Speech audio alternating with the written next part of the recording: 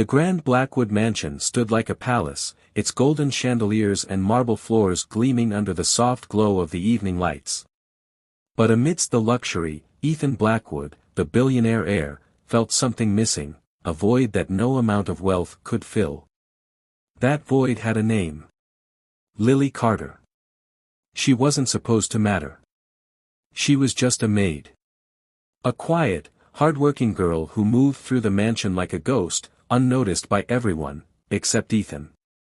He saw her when no one else did.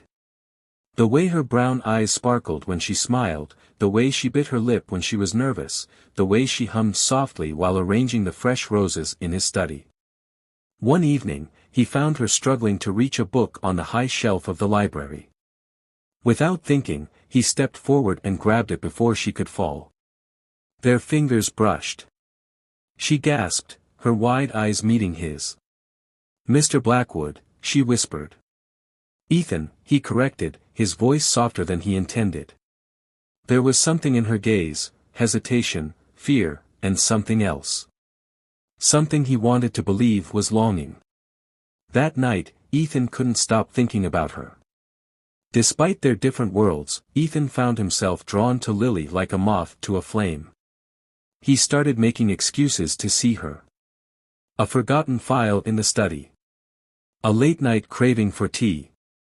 And then, one stormy night, everything changed. Lily was caught in the rain, struggling to carry a basket of freshly washed sheets back to the house. Without thinking, Ethan rushed outside, grabbed her hand, and pulled her under the shelter of the garden pavilion. Their clothes were soaked, their breaths uneven. "You shouldn't be out here," Ethan murmured, brushing wet strands of hair from her face. I have work to do," she stammered, but her voice wavered. "Lily," he said, his voice thick with emotion. "I don't care about the rules. I don't care what anyone says. Before he could finish, she pressed her fingers against his lips, her eyes filled with unshed tears. "This isn't our world, Ethan," she whispered. "They won't let us be together." But in that moment, nothing else mattered. He cupped her face, his thumb tracing her cheek, and when he kissed her, soft, slow, full of unsaid promises, she melted into him. For the first time in his life, Ethan felt complete. Their love was a secret, hidden in stolen glances and midnight whispers. But secrets don't stay buried forever. Victoria Blackwood, Ethan's stepmother, had been watching. She knew everything. And she wasn't about to let a lowly maid stain the Blackwood legacy. One morning, Ethan woke up to find Lily gone. No goodbye. No explanation. Just a single note left on his desk: "Forget me." The pain hit him like a blade to the heart. He searched for her everywhere, but it was as if she had disappeared into thin air. His world turned cold. Empty. Lily was gone. And she took his heart with her. 5 years passed. Ethan became colder, harder. He built an empire, made billions, and buried his pain beneath work and meaningless relationships. But one evening, in a small cafe on the outskirts of town, fate intervened. Ethan had stopped for coffee, exhausted from a long business meeting, when a familiar voice reached his ears. He turned, and there she was, Lily. She looked different, more mature, but still breathtakingly beautiful. But before he could move, a little boy ran up to her, tugging on her dress. "Mommy, can we go home now?" Ethan froze. "Mommy?" And then, he saw it, the boy's deep blue eyes. Eyes that mirrored his own. He felt his breath catch, his pulse thunder in his ears.